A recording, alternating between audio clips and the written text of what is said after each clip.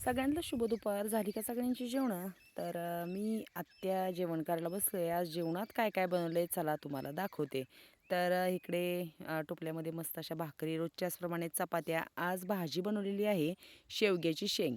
तर सगळ्यांची जेवणं झाली आहेत आणि आत्या आणि मी जेवण करायला. आम्ही काय करतो, सगळ्यांची जेवणं झाली की मग भाज्या कढयामधल्या काढून बाजूला ठेवतो. मग काय होतं, सारखी भांडी घासायची पडत नाहीत.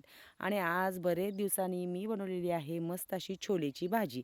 आमच्या तन्वीला आणि चिवला खूप, म्हणजे माझ्या मुलींना छोलेची भाजी खूप आवडते आणि गणेशला काय आवडत नाही.